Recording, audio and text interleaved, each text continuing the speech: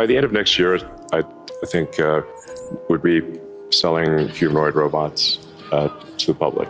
Elon Musk est connu pour ses déclarations fracassantes, mais il est aussi connu pour ne pas tenir ses délais. Alors à la suite de son allocution à Davos, j'ai cherché à savoir si on allait vraiment voir débarquer des humanoïdes dans nos maisons. Et je me suis rendu dans un labo et une start-up de robotique suisse, restée jusqu'à la fin de la vidéo. Une multitude de laboratoires publics et d'entreprises privées se disputent aujourd'hui le marché des humanoïdes dans le monde. La course sera remportée par celui ou celle capable de dégainer le plus rapidement possible un robot pour le grand public. En Chine, plusieurs sont déjà disponibles, mais ils ne respectent pas les standards de sécurité européens. Des humanoïdes sont en précommande aux États-Unis depuis novembre 2025. La livraison est prévue courant 2026. Neo de OneX Technologies coûte $20 000 et devrait être capable de réaliser des tâches ménagères basiques, avec une qualité et une autonomie perfectibles, concède d'avance la marque. Par exemple, un employé au siège de l'entreprise pourrait prendre le contrôle de l'humanoïde à distance pour réaliser certaines opérations. Bien que le fantasme d'un homme-machine soit très ancien, ça fait 50 ans qu'on fait des humanoïdes, et que les progrès en matière de machine learning et de modèles de langage de ces derniers mois soient considérables, la technologie n'est pas tout à fait au point. Selon les projections de la banque Morgan Stanley datant de mai 2025, la part des robots domestiques ne représentera que 10% du marché de l'humanoïde en 2050. Surtout,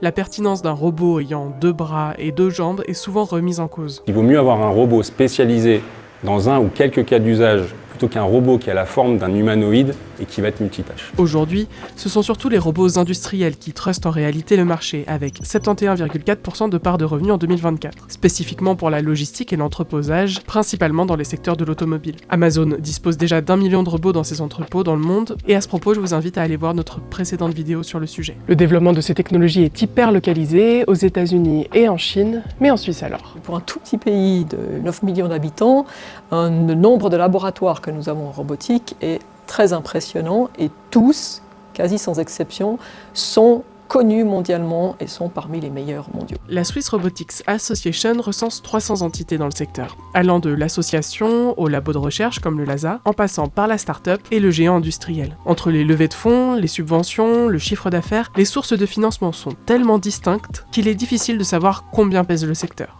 Ces infrastructures sont hyper localisées, à Zurich, que certains n'ont pas peur de nommer la capitale européenne de la robotique. La Suisse est reconnue pour les drones, la robotique médicale et la mécatronique de précision. Tous ces avantages permettent-ils de concurrencer la Chine et les États-Unis ?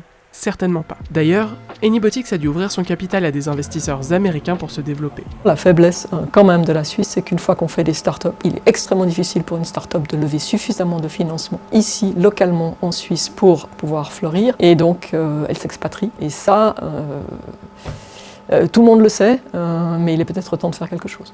Faire quoi ? Il faut être moins timide, il faut vraiment investir.